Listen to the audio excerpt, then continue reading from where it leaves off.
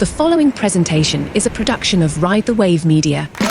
It's the Best Birth Podcast, where we interview experts that elevate you as you prepare your heart and mind to have the best birth. Each episode will interview professionals so you are prepared for pregnancy, birth, and postpartum. Our experts will build your confidence and empower you to trust your intuition throughout your pregnancy. This audio is taken from videos on YouTube. Watch the entire episodes on YouTube at Birth Made Mindful. You're listening to the Best Birth Podcast. Today we're so excited for our episode. We have Laurel Bandy, and we'll be talking all about maternity leave and how to prepare for balancing motherhood and career. Laurel is the mom of two neurodivergent boys. She is a diplomat currently residing in Amsterdam, has had two natural unmedicated births, and is the principal investigator for the City and County of Denver's Paid Family Leave Grant in 2017. This important research contributed to the body of evidence supporting paid leave concurrent with FMLA, caregiving, illness, and babies. Studied leave data from the City and County of Denver's employees from 2014 to 2006, women were taking shorter maternity leaves, 6.5 weeks in 2016 on average, presumably due to lack of pay. On average, if a new parent wanted to stay home for 12 weeks with their new baby, they would have nearly 8 weeks of unpaid time. Surveyed 100 employers to find out what is prevailing. Over 50% provided paid family leave, and the average was 35 days. City and County of Denver has since adopted a 40-day paid care bank for all employees, and the state of Colorado has passed the FMALI Family Insurance Program. Paid family leave is critical to better health outcomes for mom and baby and has the potential to massively improve health equity. It should not depend on where you work or where you live. We must keep pushing for a federal solution. I love your passion here, and thank you for all of that information. That's a great foundation for our interview today. It's my pleasure. Thank you so much for having me on. Well, we'd love to start the conversation by talking about maternity leave and just maybe why is maternity leave such an important topic? Right. So I think as Jen stated in my bio, maternity leave is presumed to be about 12 weeks in the United States maximum. And that is the time where moms can recover from childbirth, whether natural delivery or cesarean section, and bond with their babies. We also might talk about this more broadly as parental leave, which would include dads, new dads, and adoptive parents. And the law in our country really varies by where you live because we don't, as Jen mentioned, have a federal program. So this is a critical time where mom and baby need to spend a lot of time together, bonding, creating those chemical hormonal bonds, allowing mom to recover, and yeah. So I think we're here to talk today about how to best plan for that time. The 12 weeks have come up, and that seems to be more of like the longer end of maternal or paternity leave. Tell us a little bit about how the number of weeks is affected by your employer and by your state. That's a great question. So in the United States, there is a law called FMLA, and this is the Federal Medical Leave Act that provides for 12 weeks of job protection for some, but not all, workers. And the way that our law works, they've bunched maternity leave in with illness and caregiving leave. And I can contrast that to other countries like the Netherlands, where I am now, who are aghast that we would consider recovering from pregnancy a disability. It's just simply not considered that way. But in any case, in our context in the U.S., 12 weeks is the maximum amount of time where you could step away from your job and take some time to bond with your baby after you have when you have a newborn. And you may or may not be able to take those 12 weeks depending on how much you can pay for. That's where the personal preparation comes in. So 12 weeks is kind of the max. And again, that only applies to certain workers. So FMLA is required for employers if they have over 50 employees, or if you work for a government employer like a county or a school district. It does not cover the majority of people who work for small businesses, for example. So that's kind of where the 12 weeks comes from. Wow. What was your experience with maternity leave? Were you working at the time or stay at home? I have worked, with the exception of 1 month between jobs, I have worked the entire time I've been a mom.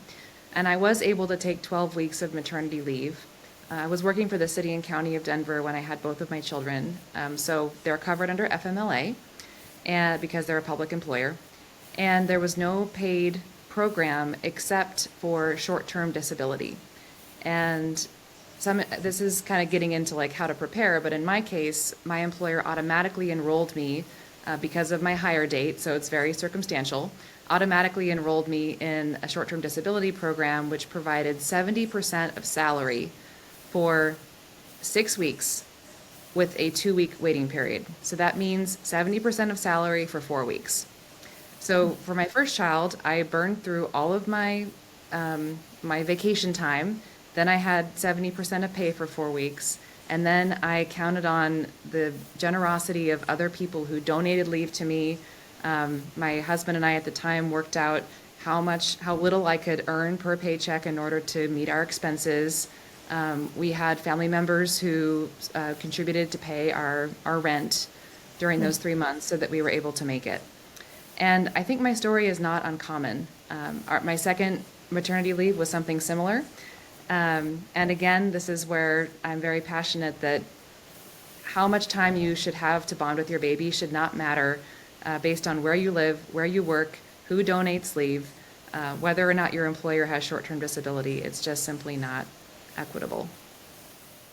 I was a teacher when I gave birth to my first, and fortunately, his birth was at the end of May, so I did have the summer, but again, that was kind of just luck. Well, tell us a little bit about preparing for maternity leave. You mentioned that each employer is going to have their own policies. There are some in the United States that are offering more generous amounts of time off, but for most of us, we do need to start preparing maybe even before we consider having a baby. Can you walk us through preparation? Sure, absolutely. So this is probably a good time to mention that there are 21 states currently that offer some kind of paid maternity leave program. 21 states, 8 of those have voluntary programs, and the rest have, plus Washington, D.C., have mandatory programs.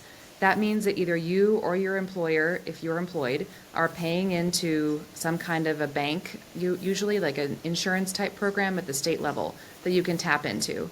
And I believe that the majority of those don't pay 100% salary, but at least there's something that you can count on. So depending on where you live, you want to find out if your state offers either a mandatory or a voluntary program, and then determine how much that pays, what the application process looks like, and all those details.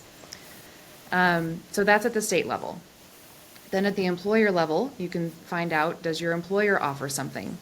And I will say that in the late 20-teens, a lot of municipalities enacted laws for locally employed staff for paid family leave programs. That was part of the research that I did.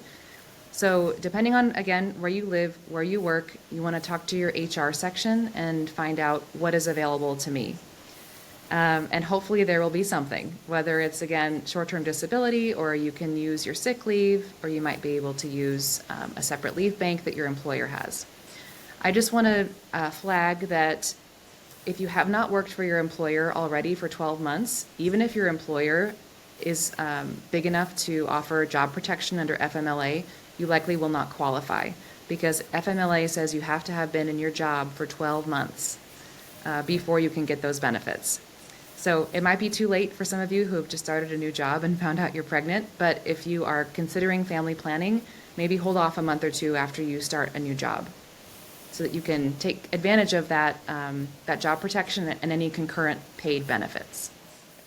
That's such great advice. I also want to note out when you talked about communicating with your HR department, is there any sort of benefit from talking to them when you are in the family planning stages versus when you are announcing your pregnancy? Or I think for some of us, we try to hide a pregnancy from our employer with the hopes that it won't like diminish any sort of promotions or have a lasting effect upon our performance and our jobs. So can you tell us a little bit about the timing? When should we talk to our HR department? Sure. So certainly I think you can ask your HR department before you're pregnant what types of programs are available. That's a great thing to do. Then you can do what you need to do to plan.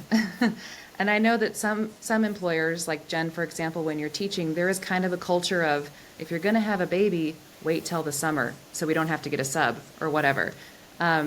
That is not legal. Your employer should not be putting pressure on you to not take maternity leave in the middle of a school year. But that's something to just keep in mind about your employer's culture as you're starting those conversations, and be prepared maybe to hear some of those off-color comments and you wonder, are you supposed to say that? And the answer is no, but it happens. Once you're pregnant, it's really a personal choice as to when you would inform your employer. I would say most people will wait until they know the pregnancy is viable, and even until they start showing, maybe end of first trimester. But it's really up to you. In my case, I was really sick, especially with my first one, and so I had to tell my boss sooner rather than later because I needed some flexibility, maybe to come in a little bit late or, to abruptly leave meetings, to, run down the hall to the bathroom, right? So it really just depends on your personal situation and also your relationship with your boss. But rule of thumb, you don't have to share the news until you're ready. When you're thinking about planning, though, with HR for how much maternity leave you will take and how much of that will be paid, employers typically have deadlines, so you have to apply for FMLA within a certain amount of time before you actually go on leave. And employers will often work with you on starting your paperwork so that they can click submit the second you go into labor, or 2 weeks before your due date or something along those lines. So you don't want to wait too long. You want to have had the conversations with your HR department about, and payroll, how many days are going to be leave without pay, which days, how many hours are going to be annual leave, sick leave, etc. So there is some sort of technical planning that needs to take place before you leave. And in the case of unfair treatment or dismissal, how can we protect ourselves or deal with that? Well, if your employer isn't covered under FMLA, your job is not protected. So I think that's another potential thing to look out for when you're job hunting. Although small businesses are often wonderful employers, they also, if they have less than 50 employees, don't protect you. And that also extends to having an illness like cancer or needing to take time off to care for your parents or whatever your case may be. But certainly if you feel mistreated, your employer should have some sort of program where you can allege harassment or discrimination. And if not, then you can contact a lawyer, you can contact your state's Department of Labor and see what can be done. So I remember reading there is a law that protects you if your job isn't suitable during a pregnancy. So like, let's say you're not able to perform your job functions. Is that also only accessible if that employer has the FMLA policy? That's a really good question, and one I don't know the answer off the top of my head. Well, talking a lot about maternity leave in the employer setting, let's move to how we can prepare to return back to work after maternity leave. Okay. Well, I think one way to prepare yourself to return to work is preparing to leave. So what I mean about that is make sure that you have a plan when you leave the office to wrap up loose ends, hand over your work to someone so that you don't come back to an avalanche of work that's been piling up for 3 months. So make sure that you have coverage during your maternity leave. Make sure that your clients or your customers or your colleagues know who to contact, so that you're not getting phone calls while you're on maternity leave, and you can just relax and enjoy your time with your baby. Now, when you do come back, most employers will give you the 12 weeks or however many weeks you're entitled to, and then you're expected to come back full time. However, I think the workplace is evolving now, and there may be some additional options that you can consider.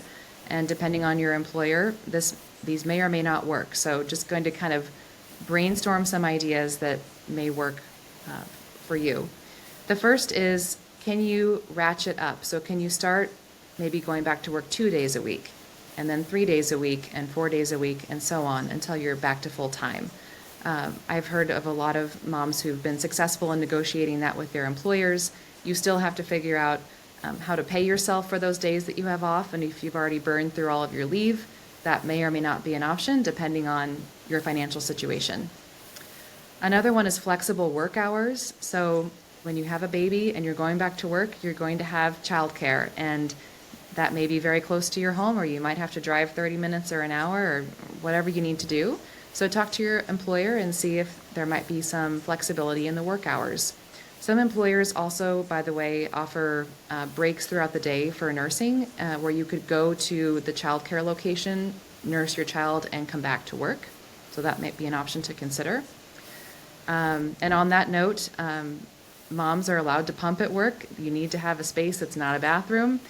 So definitely ask your HR about that also before you return to work, so you're mentally prepared about what that space will look like, where to find it, how to schedule it in case you are, sharing that room with other moms.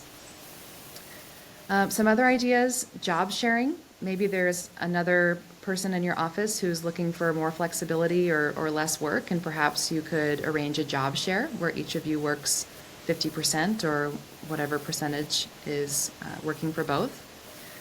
Teleworking's been big since the pandemic, so make sure to ask about that as an option. Maybe it's not full-time telework, but that certainly helps reduce your commute time and increase time with baby. Another option might be to bring your baby to work, especially for nursing mothers. That's been a more progressive policy that some employers have adopted, and I think that works especially well for small businesses. So maybe if you don't have that full 12 weeks because you're not under FMLA, maybe you can bring baby to work. Another option that Sarah and I were talking about prior to filming the podcast is intermittent leave versus continuous leave. You can take maternity leave continuously, meaning you start when the baby's born and you end 3 months later, or you might be able to work with your employer to say, I'd really like to just take a month up front and then I'll come back to work for a month because maybe my spouse will have that month off, and then I'll do my next 2 months. So that way you're sort of stretching out the time baby has a parent at home with them, even if it's not you, the mother, the whole time.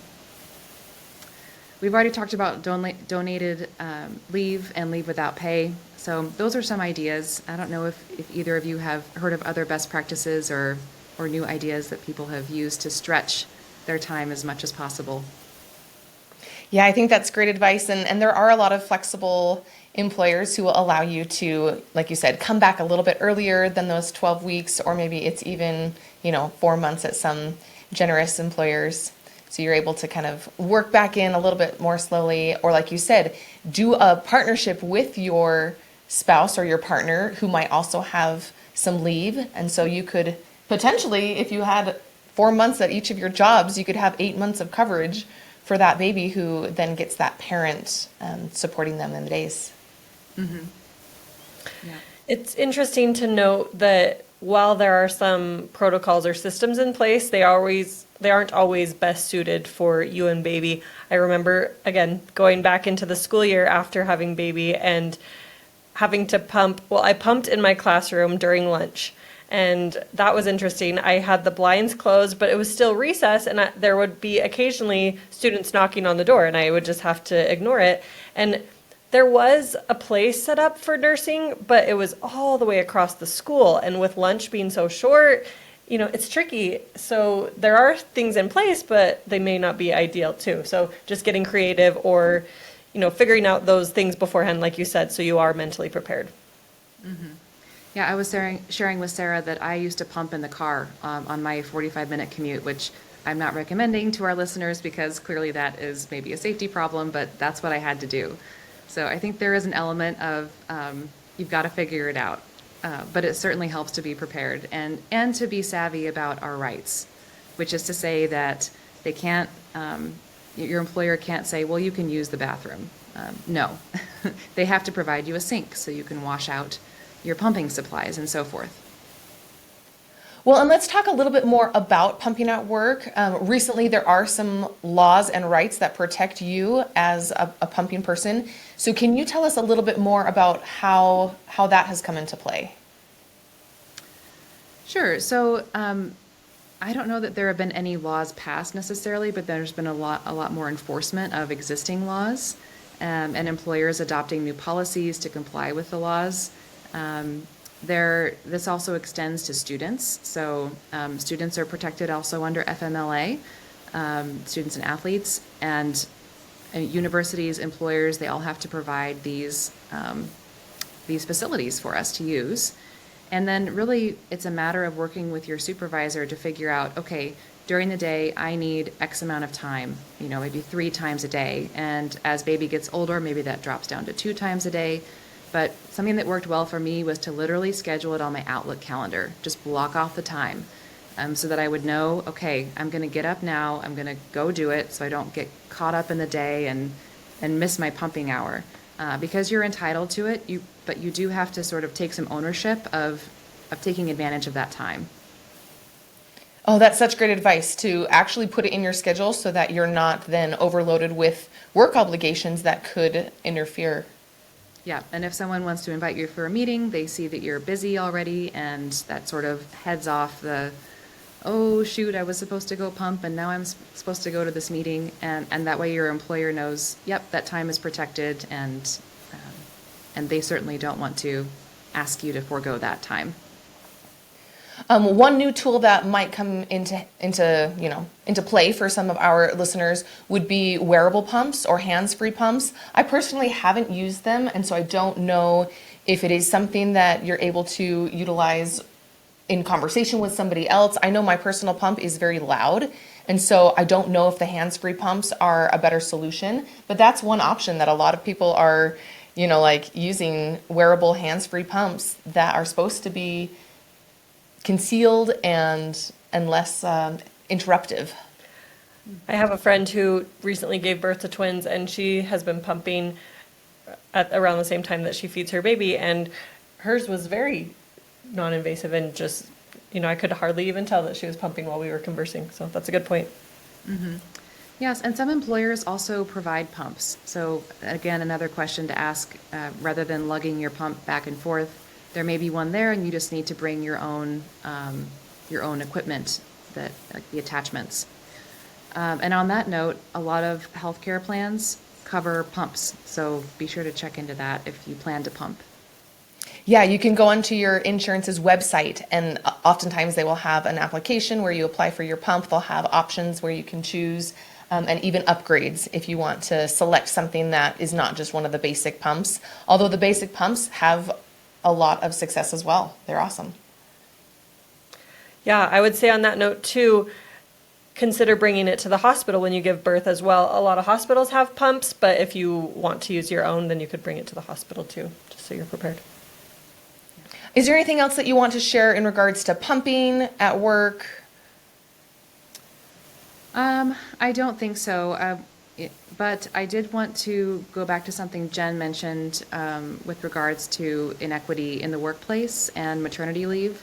And we had talked a little bit about the wage gap, right? So part of the calculus for any woman considering maternity leave is, am I going to stay in the workforce or am I not?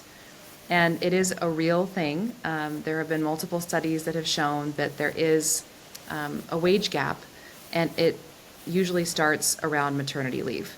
It already starts in a lot of settings because women are often given lower salary offers than men, but let's assume that you start at the same time as a qualified man, you have the same qualifications, you go on maternity leave, and that wage gap can literally be quantified to the day. So that is a real thing. And we choose to go on maternity leave and stay in the workforce for other reasons than a wage gap, but that's just something that I want to acknowledge, that is indeed real, and unfortunate, but it is a thing. On the other hand, there are also studies that show that if you exit the workforce there is a longer term financial deficit for you because you're not accruing your 401k. You're out of the workplace. It's sometimes more difficult to re-enter the workplace at the same level, and it sort of interrupts your career. So there are a lot of things to consider, a lot of factors to consider when you have a baby, and are you going to keep working or aren't you? So just wanted to put that on the table. Yeah, I think it's fantastic to remember that not all situations will unfold the way that you intend. You know, you might have to jump back into the workplace after you thought that you could, take some time off. You may want to. You may have children that are hard to manage day to day, and so you want to be back there, like having that fulfillment, working, contributing. And so that I think that it's important to realize that we can alter our plans.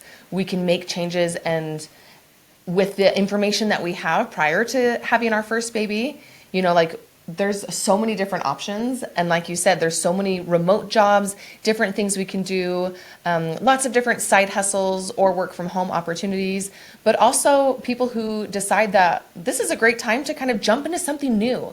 I want to try my hand at a new skill or a craft, or, just take a new job.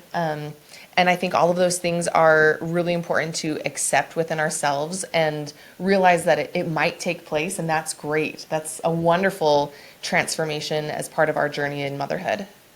Mm-hmm. I love that you speak to how it's not a one size fits all either. There's lots of room for adaptation within that, and I just always love releasing shame and comparison that what you want to do may not be something that someone else wants to do, and you don't have to feel like you need to go back to the workforce if that's what's best for you, or if you really want to. There's no judgment there either. So just a place for all sizes.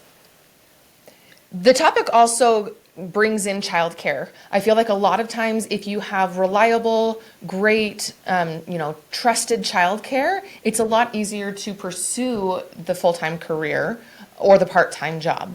Do you have any experiences that you'd like to share, or any of the, kind of your research with childcare and how we can work towards solutions there? Sure. So I think it's generally accepted that in the United States, childcare is exorbitantly expensive. And we also have underqualification of childcare providers.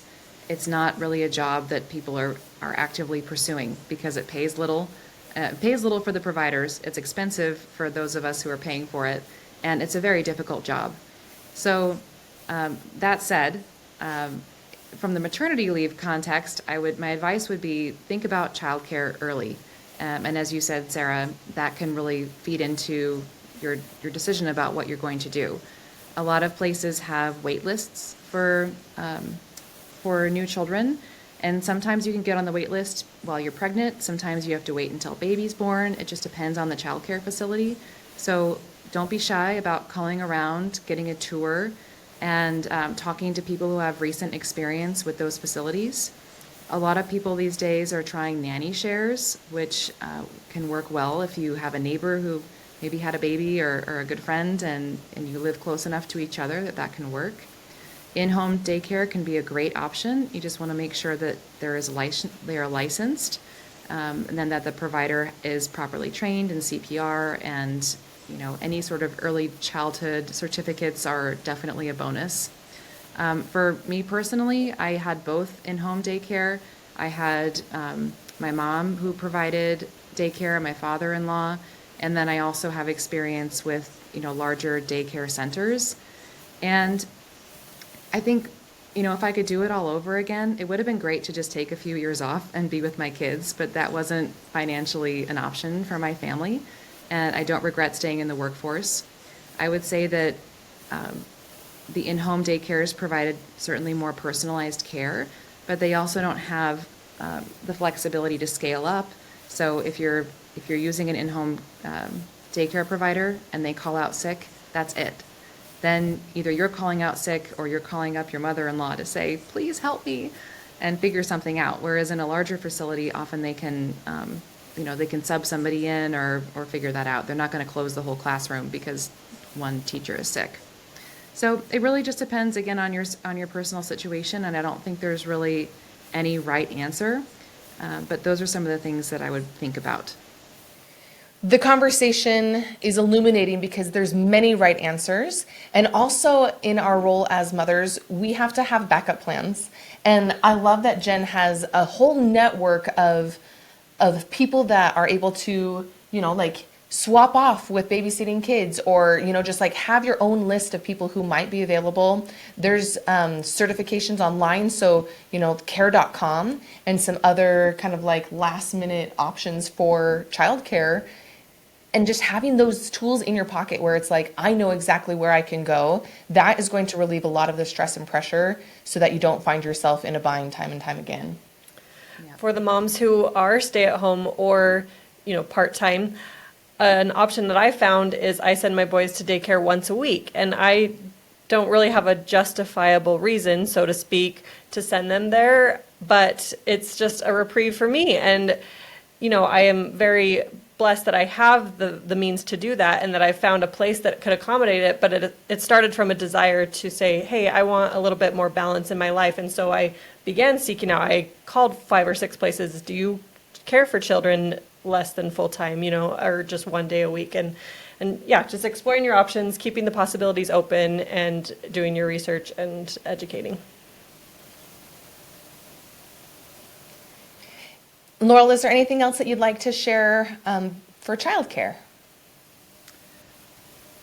I think something else worth mentioning, and as Jen said in my bio, both of my children are neurodivergent. And for one of them, it became apparent even as a 12-month-old that he was developmentally a little bit different from his peers. So, if you are noticing early on that your child seems to be developing differently, I would encourage you, first of all, to talk to your pediatrician and get evaluations as soon as possible. The sooner the better. But for most moms of neurodivergent kids who I've spoken with, in-home daycare or smaller daycare centers is a much better option than a large daycare center where your child really needs to kind of fit the mold in order for them to make the classroom work.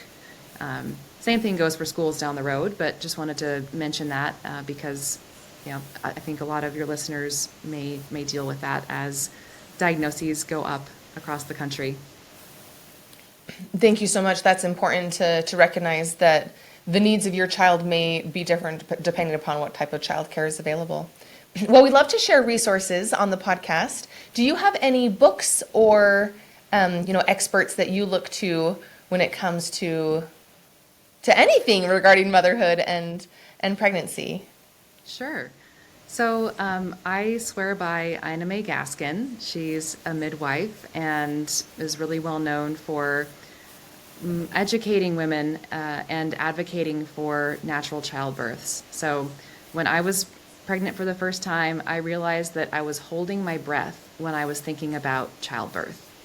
And I thought, okay, this is obviously I'm like panicking about this a little bit because I don't know how it's going to go. The women in my family, most of them had natural childbirths, but it sounded a little bit traumatic. There was like some forceps involved, some of the births. And so at any rate, I thought, okay, I need to educate myself and just be able to breathe as I'm envisioning this process that's going to happen in, a couple of months. So I started reading Ina Mae Gaskin, and I also read a book on hypnobirthing, which I know, Sarah, you have read that as well. But Ina Mae just does a fantastic job of giving you positive birth stories. I think we can all relate that when you share that you're pregnant or if you're visibly pregnant, you often hear well-meaning people say, well, when I was pregnant, this catastrophe happened, or it was so painful, or thank goodness I had an epidural. And instead, Ina Mae Gaskin gives you half of a book full of positive stories about how women are able to manage the discomfort and, yes, pain sometimes of labor and child delivery. And that gives you confidence. It builds your confidence. And then the other half of her book talks about the mechanics. So when you're going through that yourself, you understand, okay, this is productive and this is going to end and this is helping me get to the end. So that was really helpful for me. And the other one I love is Penelope Leach. She's a British child development specialist, and she has a book called Your Baby and Child. They have not issued one very recently, but you can still find it on Amazon. It just takes you through the developmental stages from birth through, I think, about age 6. And that was kind of my Bible for child development. I found that I got overwhelmed if I Googled things, but my mom would often remind me, well, what does Penelope say? And I'd go look in the book and I go, okay, well, this is normal, or this is what I should be expecting around this age. So those are 2 that I would recommend. So great.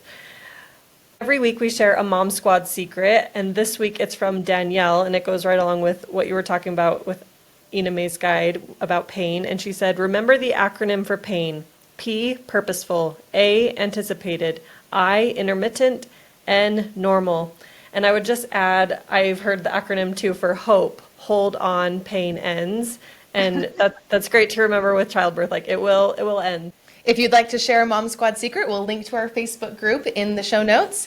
We'll also link to those books that Laurel shared. Laurel, thank you so much for being on the show today. It was a privilege to talk with you. Thank you both. Thanks for joining us on today's episode. We hope you've been elevated and inspired by this week's expert. Subscribe today so you never miss an episode. And please share our podcast or post on your social media so that other moms and dads-to-be can also have the best birth. Please note that the information provided is based on the expert's insights and personal experience. It is not intended as medical guidance. Please seek the advice of your medical provider as it applies to your specific condition.